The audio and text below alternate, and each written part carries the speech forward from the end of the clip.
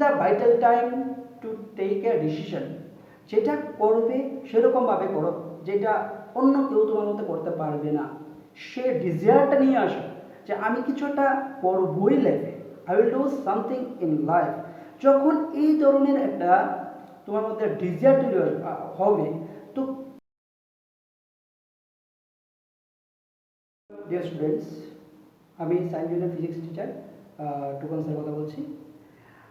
আজকে আমাদের কিছু টিপস অ্যান্ড ট্রিক্স জানবো কিভাবে পড়াশোনাটা আমরা করতে পারি যাতে আমাদের যে মেইন গোল সেটা অ্যাচিভ করতে পারি। এখন শুরুতে আমি একটা জিনিস বলতে চাই, কেন তুমি পড়াশোনা করবে, হোয়াই ইউ উইল স্টাডি। যতক্ষণ এই প্রশ্নের উত্তরটা তোমার মধ্যে না আসবে, যে কোনো কারোর মধ্যে যদি না আসে, সেই যাই করে না কেন আমরা সেটাকে গন্তব্যস্থলে নিয়ে যেতে পারবো না, তখনই বোরিং চলে আসে। দেখো ডিয়ার মাই স্টুডেন্টস, যে অ্যাকচুয়ালি পড়াশোনার যে পারপাস সেটা কি করে ক্লিয়ার হবে। ভেরি সিম্পল, যে আমরা জীবনে কিছু না কিছু হতে চাই। যখন কিছু হতে চাই, সেই যে রাস্তাটা, সেই রাস্তাটার সঙ্গে যখন আমাদের এডুকেশনটাকে কানেক্ট করে নিতে পারি, দেন এটা খুব সহজ হয়ে যায় অ্যাচিভ করার জন্য। এখন কি করে পড়াশোনাটা সেই জিনিসটাকে হেল্প করবে? ডেফিনেটলি এখন কার গোল কীরূপ সেটার উপর নির্ভর করে আমাদের চয়েস করতে হয় আর্টস, সায়েন্স, কমার্স, রাইট? এখন যদি আমরা সায়েন্স নিই, বেসিক্যালি আমি সায়েন্সের টিচার, সেজন্য আমি আরও ডিটেলস এই জিনিসটা একটু বলতে পারি। যে সায়েন্স নিলে যে যে অপশনগুলো আমরা নিতে পারি বা যে অপশনগুলো আমরা পাই অ্যাজ এ কেরিয়ার, সেই জিনিসটাকে একটু লক্ষ্য করো কীভাবে পড়াশোনাটার সঙ্গে সেটা কানেক্ট হচ্ছে। যখন আমরা সেই গোলটাকে ক্লিয়ার করে নিতে পারবো, তখন পড়াশোনায় বিরক্তি আসবে না, পড়াশোনা করতে ইন্টারেস্ট চলে আসবে। এবং যখন সেই জিনিসটাকে, সেই ভিশনটা ক্লিয়ার হয়, তখন পড়াশোনা করার যে ইচ্ছা বা অনুভূতি সেটা বাড়তে থাকে।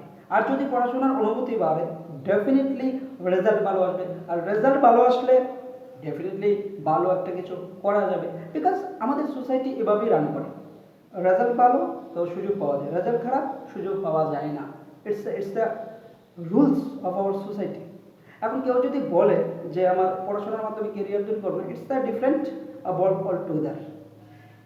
সো যেটা আমি বলতে চাইছি, যে কী করলে আমাদের পড়াশোনার অ্যাটেনশনটা এবং কনসেন্ট্রেশন খুব বেশিভাবে বাড়বে এবং উইথাউট এনি ডিফিকাল্টিস আমরা একটা ডেস্টিনেশনে পৌঁছে যাব। ফার্স্ট অফ অল দেখো যে কোন সাবজেক্টের কোন টপিক নিয়ে শুরু হচ্ছে সাবজেক্টটা। ওই টপিকটা যখন তুমি ক্লিয়ারলি বুঝে যাবে, দেন শুরু হয়ে যাবে। তো প্রথম দিকের টপিকগুলো বোঝাটা very important.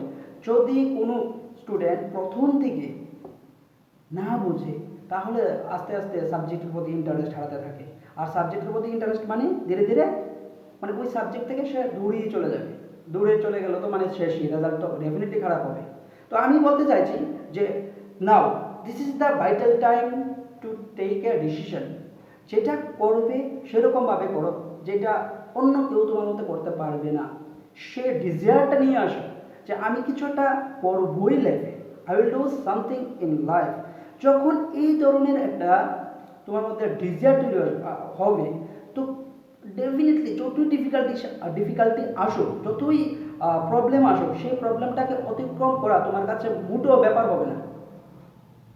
In this world সবাই কিন্তু কিছু না কিছু প্রবলেম অতিক্রম করেই কিছু একটা অ্যাচিভ করে। তো তোমার কাছে যদি এই জিনিসটা ক্লিয়ার না হয়, আমরা দেখো সব কিছু কমফোর্টেবলি হয় না, কিছু একটা পেতে গেলে কিছু একটা করতে হয়, কিছু একটা অসুবিধার মধ্যে দিয়ে যেতে হয়। তো সুতরাং অ্যাজ এ স্টুডেন্ট তোমার কিছু করণীয় থাকবে, কিছু রেসপন্সিবিলিটি থাকবে। সেই রেসপন্সিবিলিটি কে পালন করবে? Obviously you. যখন তোমার আজকে থেকে রেসপন্সিবিলিটি নেওয়া শুরু করতে পারো, তাহলে তোমাকে কেউ কোথাও আটকাতে পারবে না। যতই প্রবলেম আসুক লাইফে, সবচেয়ে বেশি ইম্পর্টেন্ট কি জানো? যে তুমি নিজে কতটা নিজেকে বুঝতে পারো।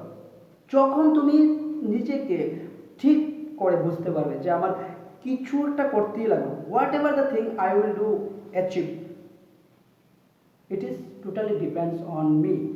আমি যাই অ্যাচিভ করি না কেন বা যাই অ্যাচিভ করতে লাগবে, সেটা আমি নিজেই সেই সিদ্ধান্তটা নেব। যখন কারোর মধ্যে এই শক্তিটা চলে আসে, তখন যতই কঠিন, যতই পরিস্থিতি খারাপ হোক না কেন, সেটা অ্যাচিভ করবেই করবে।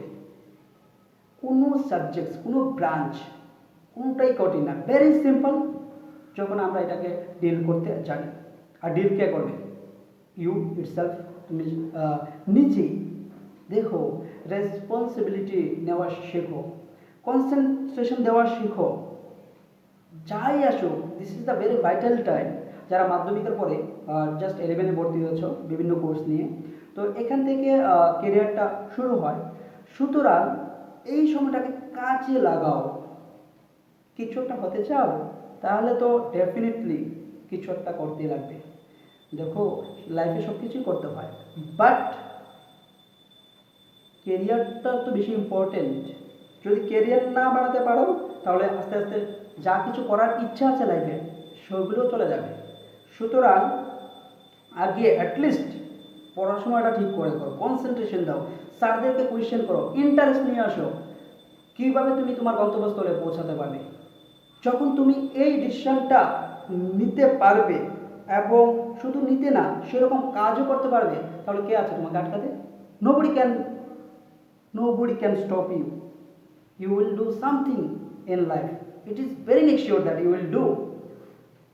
যখন এই পরিস্থিতিতে ও নিজেকে নিয়ে যেতে পারবে, তখন তো তোমাকে কেউ আটকাতে পারবে না। তো আমার কথা বলার উদ্দেশ্য এটাই, ঠিক করো, কালকে না, পরশু না, আজকে থেকে করো। পড়াশোনাটা কনসেন্ট্রেশন দাও, যা আছে বাকি সব একদিকে, পড়াশোনাটা একদিকে। তুমি কী নিয়ে পড়ছো, এটা কোথাও তোমাকে প্রবলেম ক্রিয়েট করবে না, বাট কীভাবে পড়ছো, পড়াটা আদৌ পড়ার মতো পড়ছো কি না, এইটা তোমাকে অনেক কিছু শেখাবে। যখন কেউ একটা স্টেপে গিয়ে সেই লেভেলে পারফর্ম করতে পারে, কে আটকাবে তাকে? নোবডি। যদি কেউ আটকায়, সেটা তুমি খুদ নিজে। সুতরাং আমার এখানে এটাই বলতে চাইছি যে আজকে থেকেই পড়াশোনায় মনোযোগ দাও, যতটুকু পারো 100% দাও। স্যারদেরকে কোয়েশ্চেন করো, যেই স্যার যেখানেই যাক, ওনাকে এত বেশি করে কোয়েশ্চেন করো যাতে তোমার ডেভেলপ আসে।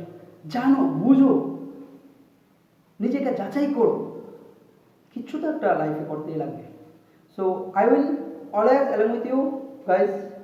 ডাউন টু যেখানেই যে অসুবিধা হবে, আমি চেষ্টা করব আমার এই মোটিভেশনাল স্পিচের মাধ্যমে জিনিসটাকে সহজ করে তোলার। আর আমি অ্যালং উইথ দ্যাট আমি কিছু ভিডিও বানাবো ফিজিক্স রিলেটেড, সিলেবাস রিলেটেড। তো আমি আশা করছি তোমাদের কাজে লাগবে।